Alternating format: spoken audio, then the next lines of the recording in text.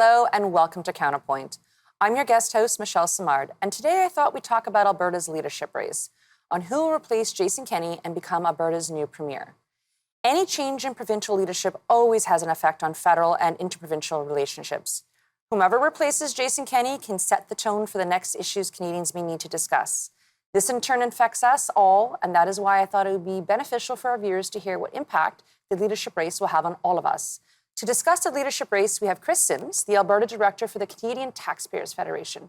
And we have Josh Andrus, Executive Director at Project Confederation, a group that aims to build grassroots support for measures that would increase Alberta's power on the federal stage.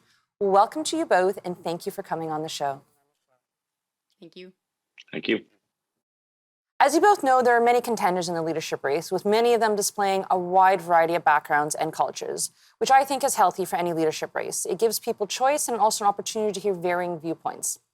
Diversity in thought is advantageous for any political discourse. So, Kris, what are your thoughts on the candidates and what they represent? Well, we're really encouraged to see so many candidates with good experience and fresh ideas, and in some cases, according to the rest of Canada, rather radical ideas when it comes to Alberta. So, for example, we want to see absolutely no PST brought into the province of Alberta. We want to see no tax hikes. We want to see them fight Ottawa tooth and nail on things like C-69, the so-called No More Pipelines bill. We want to see a new deal when it comes to equalization, because we know the Albertans are getting screwed for the past several years on that.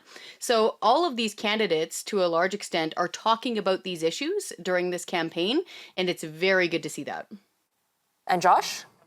All right, I'm just going to cut right to the chase here. I think one thing that's become very obvious is that, at least within the United Conservative Party, Alberta's place within Confederation is considered a weak point. Back in October, we had a referendum to try and remove the concept of equalization from the Constitution of Canada.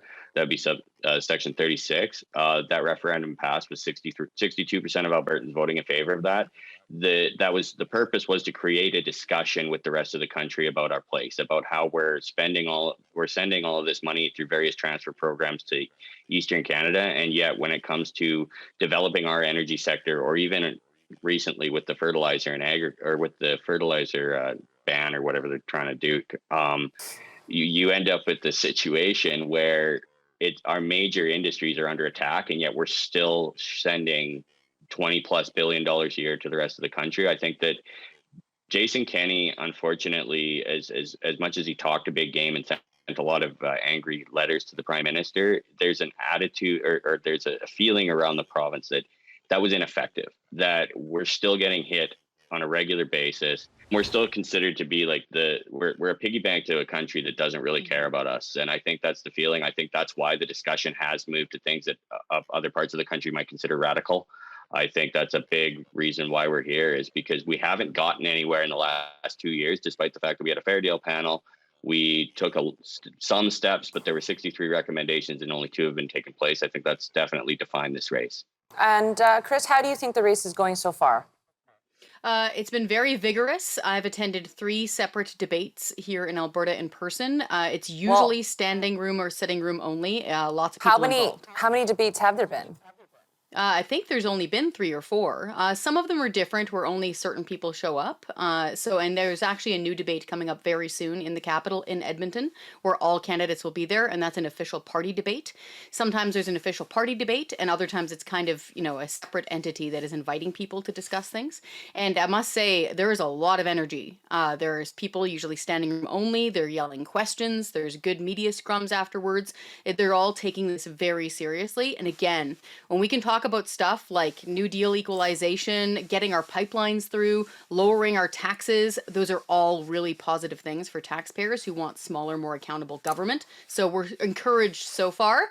We want to see results once one of these people become premier, though. And when will that date be?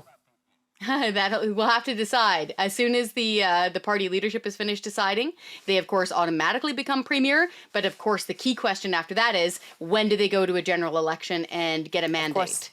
Yes, well, that's always the key question. How long will the mandate be for the next leader? So with that being said, we're going to take a break and we'll have that discussion.